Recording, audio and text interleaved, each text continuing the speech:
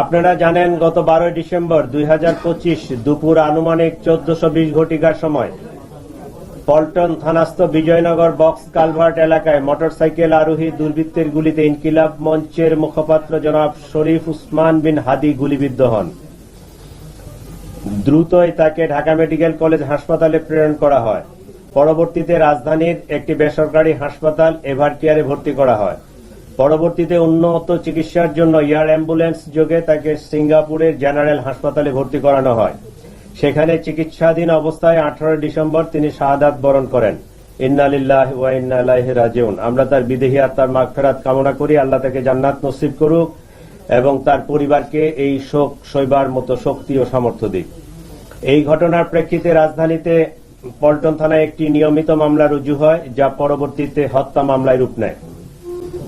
প্রিয় সাংবাদিক ভাই ও বোনেরা, ন্যাক্কারজনক এই ঘটনার পরপরই Dhaka metropolitan police, DB, CTTC, RAB, CID, BGB ঘটনায় জড়িতদের শনাক্ত করে গ্রেফতার করে আইনের আওতায় আনার জন্য কাজ শুরু করে।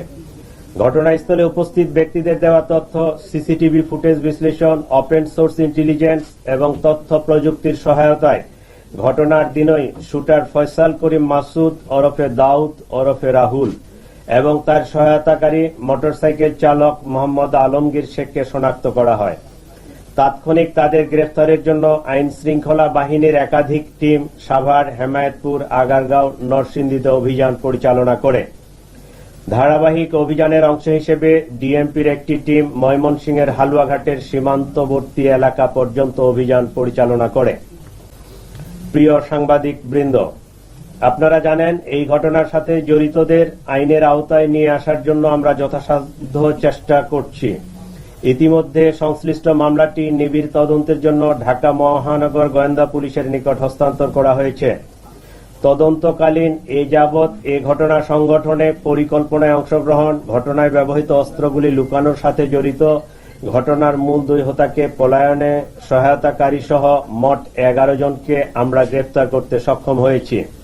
গ্রেফতারকৃতরা হল হুমায়ুন কবির, ফয়সালের বাবা; হাসি বেগম, ফয়সালের মা; শাহেদা পারভিন সামিয়া, ফয়সালের স্ত্রী; ওয়াহিদ আহমেদ শিপু, ফয়সালের শ্যালক; মারিয়া আক্তার লিমা, তার বান্ধবী; মোহাম্মদ কবির, নুরুজ্জামান নোমানী ওরফে উজ্জ্বল, সিবিয়ন দিও, সঞ্জয় চিসি, মোহাম্মদ আমিনুল ইসলাম রাজু, আব্দুল মান্নান।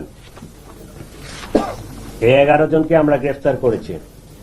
এই ঘটনায় জব্দকৃত উল্লেখযোগ্য আলামত সমূহ: হত্যাকাণ্ডে ব্যবহৃত 2টি বিদেশি পিস্তল, 52 রাউন্ড গুলি, ম্যাগজিন, ছোরা; হত্যাকাণ্ডে ব্যবহৃত মোটরসাইকেল ও ভুয়া নম্বর প্লেট, যে নম্বর প্লেটটি অপারেশনের সময় লাগানো ছিল; ঘটনার সময় ওসমান হাদিকে বহনকারী অটোরিকশা; ঘটনাস্থল থেকে হত্যাকাণ্ডে ব্যবহৃত গুলির খোসা, ভিডিও চিত্র, সিসিটিভি ফুটেজ ও অন্যান্য আলামত; প্রায় 53টি অ্যাকাউন্টের বিপরীতে 218 কোটি টাকার স্বাক্ষরিত চেক।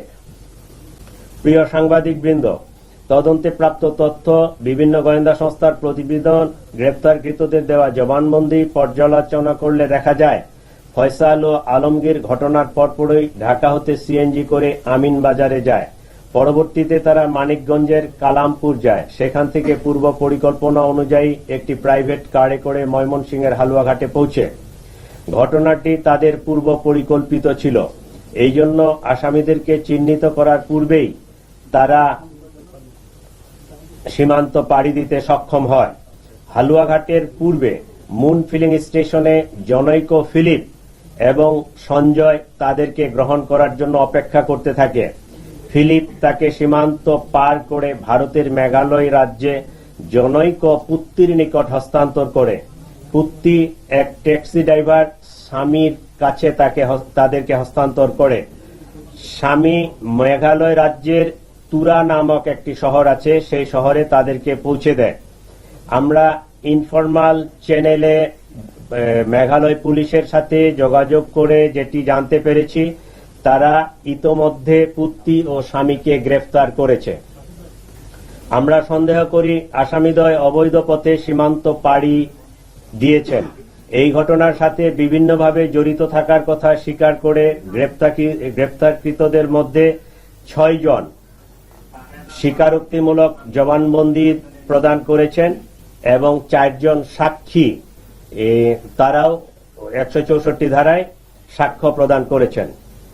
প্রিয় সাংবাদিকবৃন্দ, চাঞ্চল্যকর এই ঘটনায় রুজুকৃত মামলাটি অত্যন্ত গুরুত্বের সাথে আমরা তদন্ত করছি। গ্রেপ্তারকৃতদের কাছে পাওয়া তথ্য, সাক্ষীদের জবানবন্দি, উদ্ধারকৃত আলামত পর্যালোচনা ও সার্বিক বিবেচনায় মামলাটির তদন্ত শেষ পর্যায়ে রয়েছে। আগামী 7 থেকে 10 দিনের মধ্যে আমরা চার্জশিট প্রদান করতে সক্ষম হব ইনশাআল্লাহ। সরকার ইতোমধ্যে দ্রুত বিচার ট্রাইব্যুনালে মামলাটি নিষ্পত্তি করার ঘোষণা দিয়েছে। সেই লক্ষ্যে আমরা কাজ করছি। এই জন্য এই জঘন্য ঘটনার ন্যায় বিচার নিশ্চিত করতে রাষ্ট্রের পক্ষ থেকে, আমাদের পক্ষ থেকে সর্বোচ্চ প্রচেষ্টা অব্যাহত রয়েছে। আমরা সর্বোচ্চ চেষ্টা করেছি তাদেরকে গ্রেফতার করার জন্য, অ্যারেস্ট করার জন্য। এখন পর্যন্ত যাদেরকে ধরা হয়েছে তাদের সাক্ষ্য প্রমাণ এবং তাদেরকে আমরা যে ছবিগুলো দেখিয়েছি, কারণ তারাও তো চিনে না ওই লোককে, এবং তারা যাদেরকে পার করেছে তাদের ভাষ্যমতে এরা পালিয়ে যেতে সক্ষম হয়েছে। যেহেতু মূল আসামিটা ধরা পড়ে নাই, বাকি যে আসামিগুলো এরা কিন্তু তার সহযোগী। কেউ অস্ত্র লুকাইছে, কেউ নাম্বার প্লেট চেঞ্জ করছে, কেউ তারে ক্যারি করছে, কেউ তাকে বিকাশে টাকা পাঠাইছে, এরা ধরা পড়ছে। তো মূল আসামিটাকে পাইলে বিহাইন্ড দ্য সিন তারা কারা কাজ করছে এইটা আরো স্পষ্ট হওয়া যেত। আমাদের কাছে কিছু তথ্য আছে, তা আমরা এটা তদন্তের স্বার্থে আসলে তাদের নামগুলো বলবো না। যে নাম্বার প্লেট চেঞ্জ করছে ওর বাবা, অস্ত্রের পোটলা রাখছে ওর মা, এটা নিয়ে গেছে তার বোনের বাসায়, ওখান থেকে তার শ্যালক, তার এক বন্ধু। ধারণা এইটা যেহেতু ওরে পাইনি আমরা, এই জন্য তার কাছে পায়ে যদি স্বীকারোক্তিমূলক জবানবন্দিটা নিতে পারতাম তাহলে আমরা নিশ্চিত হতে পারতাম। কিন্তু ধারণা 5 আগস্টের পরবর্তীতে এই ইনকিলাব মঞ্চের হাদি খুবই ভোকাল ছিল এবং তার কথাবার্তা খুবই স্পষ্ট ছিল এবং সে একটা আদর্শকে হোল্ড করে। তাহলে এই আদর্শ বা এই 5 আগস্টে যারা ক্ষতিগ্রস্ত, আমরা ধারণা করতে পারি বা অনুমান করতে পারি যে হত্যাকাণ্ডের পিছনে তারাই জড়িত। এই এতগুলো চেক কে দিয়েছে বিষয়টা এরকম না। ওই যে ফয়সালের 3টা আইটি ফার্ম আছে, ওই আইটি ফার্মের নামে তার অনেকগুলো ব্যাংক অ্যাকাউন্ট আছে। এই ব্যাংক অ্যাকাউন্টের চেক এগুলো, কিন্তু চেকগুলো দেখা যায় যে চেকগুলো সিগনেচার করা, কিছু কিছু চেকে টাকার অ্যামাউন্ট বসানো আছে, কিছু কিছু চেকে টাকার অ্যামাউন্ট বসানো নাই। এই চেকের ফিগার, এটা টাকা বলতে ক্যাশ টাকা না, এইটা চেকের ফিগার। ওই যে সিগনেচার করা চেকগুলো, এই চেকগুলোতে কোনটাতে কত অ্যামাউন্ট বসানো আছে, কিছু ব্ল্যাঙ্কও আছে। এইটা সাম আপ করার পরে দেখা যায় যে 218 কোটি টাকার চেক। আচ্ছা, সবাই প্রশ্ন করেন না, একজন একজন করে করেন। একটা প্রশ্ন করলে এটার উত্তর দিলে আপনারা সকলেই শুনতে পাবেন। মামলাটা সরাসরি তদন্ত করতেছে আমাদের মহানগরের একটি টিম, তো মহানগর গোয়েন্দা টিম। ওসমান হাদি একজন জানেন আপনারা অত্যন্ত সহজ সরল এবং ব্যক্তিত্ব ছিলেন।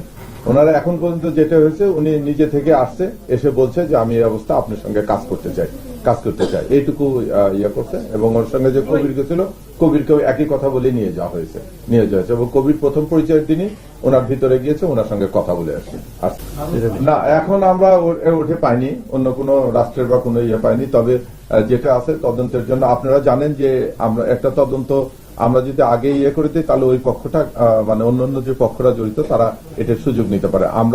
যেহেতু আমরা সিদ্ধান্ত নিয়েছি যে, এবং আমরা গুছাই নিয়েছি যে আগামী জানুয়ারি 7 তারিখের ভিতরে ইনশাআল্লাহ আমরা চার্জশিট দিতে পারবো। তখন তো চার্জশিট দিলে আমাদের টোটাল তো এটা একটা এন্ড টানতে হবে যে ঘটনার শুরু থেকে নেপথ্যে কারা কারা। তা নেপথ্যের বিষয়টা এই মুহূর্তে বলতেছি না, তবে আমরা 2-4 জন সংশ্লিষ্টতা পাচ্ছি এবং এটা কিছুটা রাজনৈতিক কারণ হতে পারে, আমরা এইটুকুই বলতে চাই। দুভাবে ট্রাই করা হচ্ছে আমাদের। আপনারা জানেন যে ইন্ডিয়ার সাথে আমাদের বন্দি বিনিময় চুক্তি আছে, সেটা 2013 সালে হয়েছিল এবং 2016 সালে এটা অ্যামেন্ডমেন্ট হয়েছে, আরো সহজ করা হয়েছে।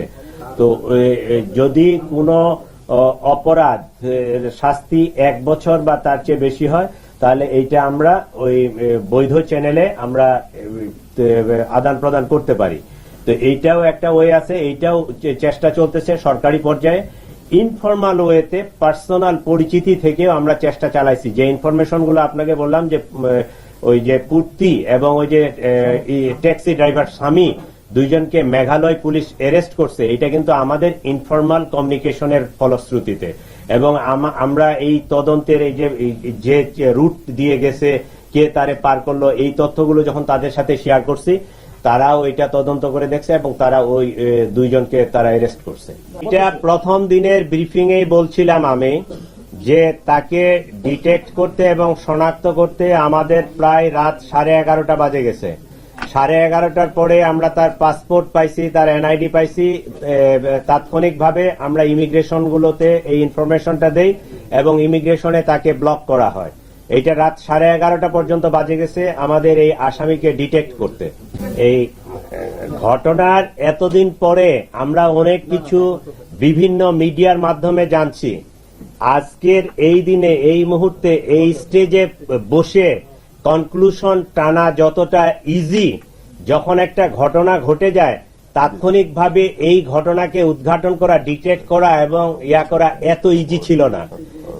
এই ঘটনায় আপনারা অনেকেই তাৎক্ষণিকভাবে ডিআর টাওয়ারের কাছে ছিলেন, আমিও গেছিলাম। বিষয়টা এত ইজি ছিল না, কারণ যে শুটার এবং যে মোটরসাইকেল আরোহী তারা মাস্ক পরে, ইভেন তারা মোবাইলও বন্ধ করে রাখছে, মোবাইলও রাখে নাই।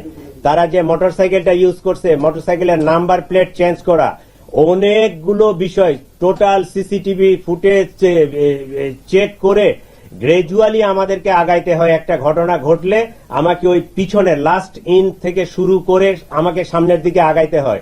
জিনিসটা এখন যত সহজে বলা যাচ্ছে, এইটা এই 12 তারিখ 2:20 বা 24-এর দিকে যখন ইনসিডেন্টটা হয় তখন কিন্তু বিষয়টা এত সহজ ছিল না।